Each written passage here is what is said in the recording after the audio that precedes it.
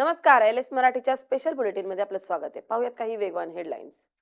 शरद पवारांनी भाकरी फिरवली, पक्षाच्या युवकांचा सेनापती बदलला, राष्ट्रवादी काँग्रेसमध्ये नव्या नेतृत्वाला संधी. केंद्रीय गृहमंत्री अमित शहा यांच्या दौऱ्यावेळी 300 काँग्रेस कार्यकर्ते ताब्यात, काँग्रेसच्या आंदोलनाच्या इशाऱ्यानंतर पोलिसांची कारवाई, कार्यक्रमानंतर सर्वांची सुटका.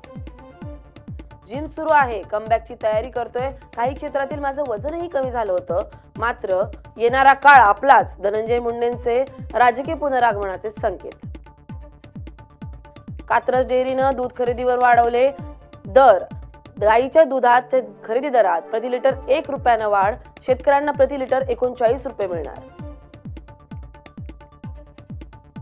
राज्यभरात पावसाची क्षणभर विश्रांती, 15 ऑगस्ट नंतर पुन्हा जोर वाढणार, एल निनोचा प्रभाव वाढण्याची शक्यता. गुरुपौर्णिमा उत्सव काळात साई चरणी भरभरून दान, 3 दिवसीय उत्सव काळात 7,81,00,000 रुपयांचं दान जमा.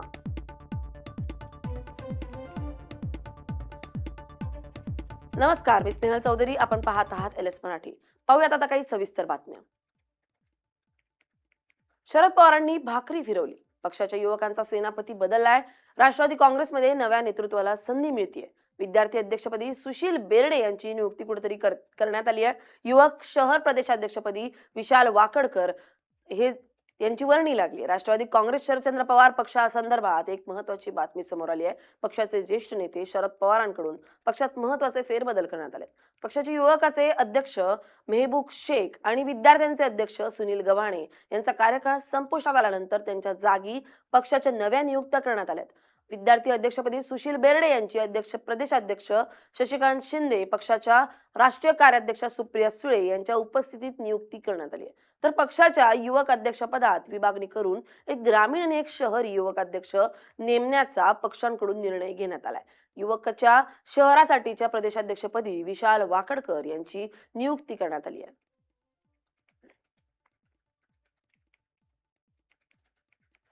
आता बातमी बीडमधून. जिम सुरू आहे, कमबॅकची तयारीही आहे.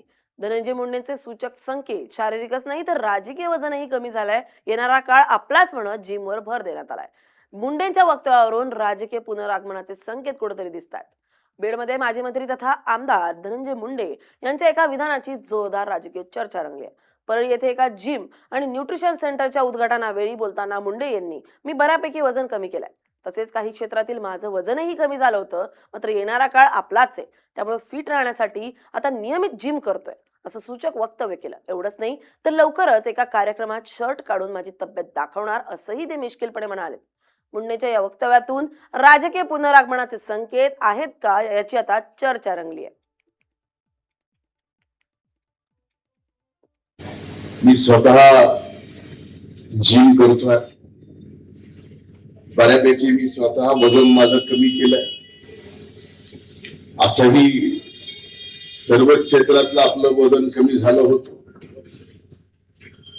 पण येणारा काळ आपला आणि त्या काळात आपण अतिशय चांगलं फिट राहायला पाहिजे, यासाठी मी आता जिम करतो. कारण मागच्या 1-1.5 वर्षामध्ये माझ्या जीवातल्या जिवलग सहकार्याने सुद्धा मला भेटल्यावर एकच प्रश्न विचारावा की भाऊ, तब्येत कशी आहे? मी ते ऐकून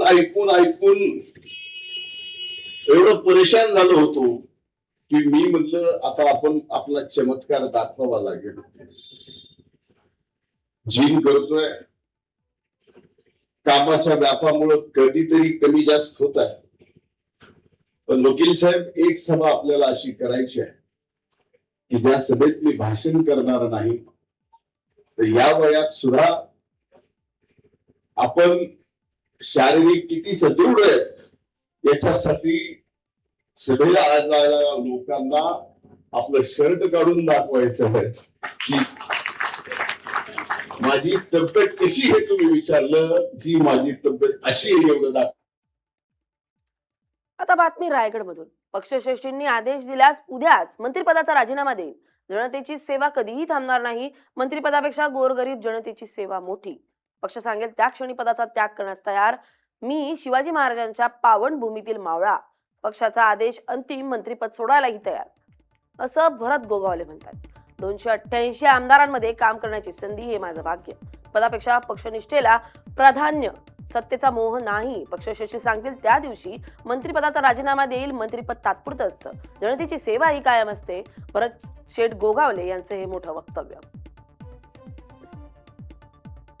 माहिती आहे या महाराष्ट्राच्या इतिहासामध्ये 2.5 वर्षाचं तुमच्या कालखंडामध्ये तेव्हा इतिहासामध्ये 2.5 वर्षाचं तुमच्या कालखंडामध्ये तेव्हा मंत्रिपद सोडणारा एकमेव आमदार असेल त्यावेळेला मंत्रिपद दिलं होतं का नाही विचारा. परंतु या गोरगरीब जनतेचा सेवक म्हणून आम्ही काम करतोय. जोपर्यंत तुम्ही मंत्रिपद द्याल तोपर्यंत आम्ही काम करू. ज्यावेळेला सांगाल, उद्या जरी सांगितलं शेठ तुम्हाला उद्या राजीनामा द्यायचा आहे, भरत शेठची तयारी आहे. शिवाजी महाराजांच्या पुण्याने पावनभूमीतला मावळा आहे. 288 आमदारामधला एकमेव भाग्यवंत आमदार आहे मी, कारण शिवाजी महाराजांचे राजधानीचं ठिकाण. बातमी जुन्नर मधून दिलीप वळसे पाटील यांचं वक्तव्य समोर आलंय. त्यांची प्रतिक्रिया समोर आली आहे. दूध भेसळ प्रकरणात माझा संबंध नाही असं वळसे पाटील म्हणतात. दूध भेसळमध्ये संबंध असल्यास संन्यास घेईन असंही वळसे पाटील म्हणतात. दूध भेसळ प्रकरणावरून सध्या आंबेगाव तालुक्यात राजकीय वातावरण चांगलंच तापताना दिसत आहे. अन्न आणि औषध प्रशासनाकडून सुरू असलेल्या कारवाईच्या पार्श्वभूमीवर विरोधकांकडून होणाऱ्या आरोपांना माजी मंत्री, आमदार आणि माजी मंत्री दिलीप वळसे पाटील यांनी चोख प्रत्युत्तर दिले. दूध भेसळ किंवा कोणत्याही बेकायदेशीर प्रकरणात माझा दुरान्वयही संबंध सिद्ध झाला तर एका मिनिटाचाही विलंब न लावता मी सार्वजनिक जीवनातून संन्यास घेईन असं खुलं आव्हान त्यांनी विरोधकांना दिलंय. माझं चारित्र्य हनन करण्याच्या दृष्टिकोनातून, मला राजकीय दृष्ट्या अडचणीत आणण्याच्या दृष्टिकोनातून काही विघ्न संतोषी अल्पसंतुष्ट लोक वेगवेगळ्या प्रकारच्या पत्रकार परिषदा, सभांच्या माध्यमातून भूमिका मांडून माझ्यावर खोटे नाटे आरोप करत आहेत. या संदर्भामध्ये मी पहिल्यांदाच हे स्पष्ट करू इच्छितो, अशा प्रकारच्या भेसळीच्या प्रकरणामध्ये माझा कुठलाही संबंध आढळल्यास मी सार्वजनिक जीवनातून निवृत्त व्हायला तयार आहे. 1 मिनिट सुद्धा वाट बघणार नाही.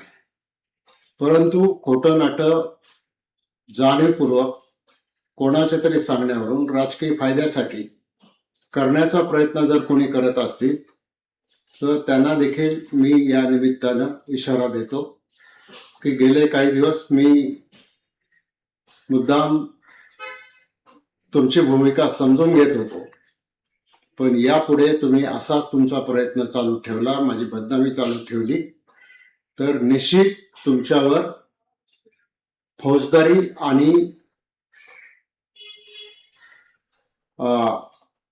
आर्थिकदृष्ट्या मोठ्या नुकसान भरपाईचा दावा मी हायकोर्टामध्ये करायला मागे पुढे पाहणार नाही.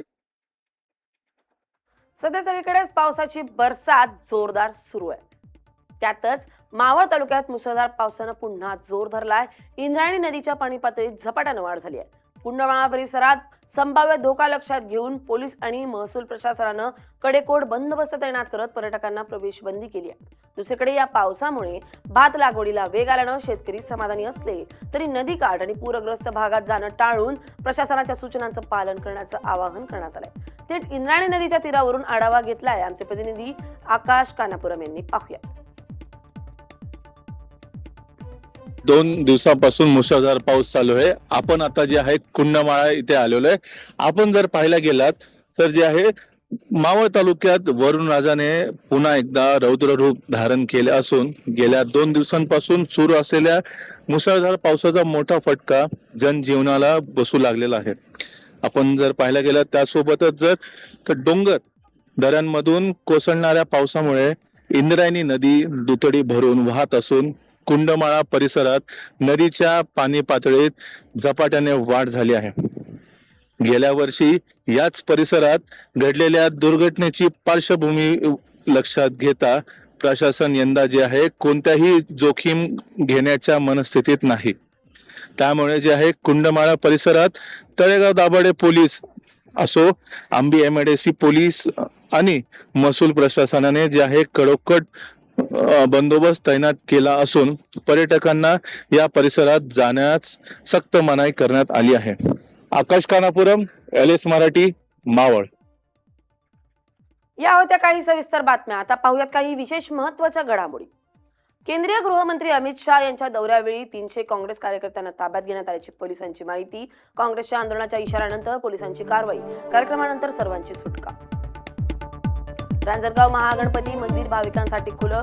तब्बल 3.5 महिन्यानंतर मंदिर पुन्हा खुले. दर्शनासाठी भाविकांची मोठी गर्दी. पुण्याच्या माळशेजमध्ये भीषण वाहतूक कोंडीनं पर्यटक हैराण. 2000हून अधिक वाहनं अडकली. वाहन चालकांचा संताप व्यक्त. पुण्यातील खडकवासला धरण 100% भरलं. मुसळधार पावसानं पाण्याची आवक वाढली. मुठा नदीत 13 क्युसेकनं विसर्ग सुरू. बुलढाण्यासाठी दिलासादायक बातमी. येळगाव धरण 100% भरलं. जलपूजनाने आनंदोत्सव. गलीच्या श्री दत्त मंदिराच्या गर्भगृहात दुसऱ्यांदा पुराचं पाणी शिरलंय. दत्त मंदिराच्या महाराजांच्या विमल पादुका आणि मूर्ती देवघरात स्थलांतरित करण्यात आल्यात. कृष्णा नदीची पाणी पातळी वाढत असल्यानं नदीकाठच्या गावांवर प्रशासनाचं लक्ष आहे. परभणी प्लास्टिक बंदी नियमाचे कठोर अंमलबजावणी सुरू. सार्वजनिक ठिकाणी कचरा टाकणं महागात पडणार. कचरा टाकल्यास 500 रुपयांचा दंड. पुण्याच्या आव्हाळवाडीत लोकवस्ती लगत कचरा जाळण्याचा प्रकार. दाट धुरामुळे रहिवाशांचे आरोग्य धोक्यात.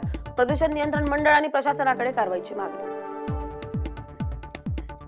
बीडच्या गेवराईत बनावट कागदपत्रांवर थारची विक्री. 4 दिवसातच GPS-नं शोधली चोरी. गेवराई पोलिसांकडून आरोपीला अटक.